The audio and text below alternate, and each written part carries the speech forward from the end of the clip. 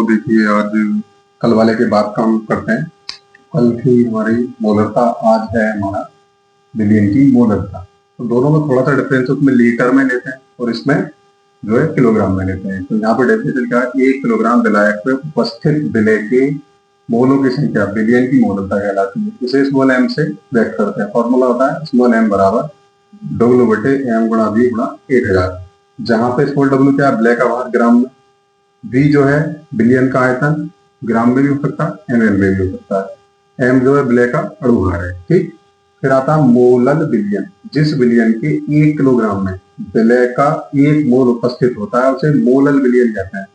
इसे संक्षेप में 1 एम से व्यक्त करते हैं। तो जैसे उसका था वैसे इसका है, वहां पे लीटर था, यहाँ पे क्या है किलोग्राम। इतनी बात समझ लें, इसका स्क्रीनशॉट ले आया हुआ है।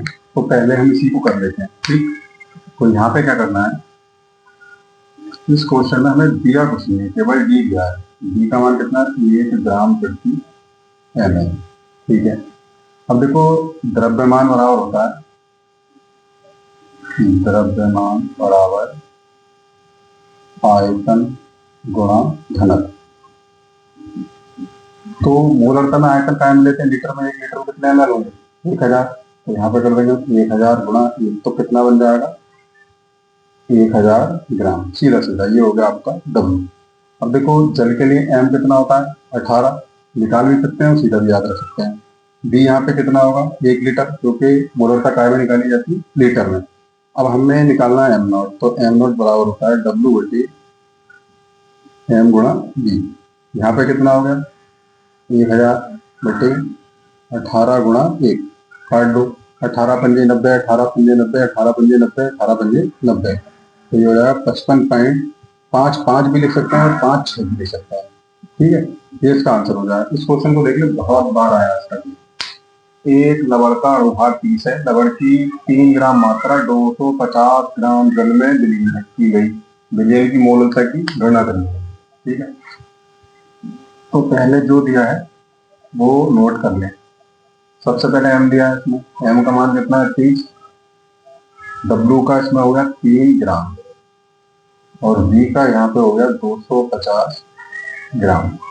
हमें निकालना मोलरता स्मॉल एम, तो स्मॉल एम बराबर होता है डब्ल्यू एम गुणा वी और गुणा में 1000। यहाँ पे आयतन को लीटर में बनाने की जरूरत नहीं, क्योंकि फॉर्मूले में पहले से 1000 होता है। ठीक है, यहाँ पे आप लगा लो 3 गुणा 1000 बटे एम का 30 और इसका हो गया 250। इससे काटा 10 बार, 1 जीरो से 0 कट गया, 25 से काटा 10 बार, 25 चौके 100, कितना बचा 4 बटे 10। तो एम बराबर कितना हो गया 0.4 मोल प्रति किलोग्राम भी लिख सकते हैं इसका मतलब। ठीक, तो इस तरीके से क्वेश्चन हो जाएगा, समझ लें इसको अच्छे से। ऐसे ही थोड़ा थोड़ा करके हम रोज आपको पढ़ाते रहेंगे। पहले जो वैल्यू दी है वो लिखिए, स्मॉल डब्ल्यू का मान यहाँ पे कितना 5 ग्राम और वी का यहाँ पे 250 ग्राम और यहाँ पे आपका एम निकालना है, एल का एन का हो गया 23, ओ का 16, एच का 1, टोटल हो जाएगा 4।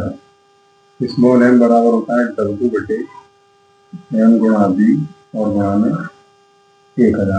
ठीक, अब यहाँ पे आपको क्या करना, मान लगाने 5 गुणा 1000 बटे 40 और गुणा में 250। देखो 0 से 0 काट दो, इससे काट दो 25 के 100, 4 से काट दो 10 बार, कितना है 5 बटे 10।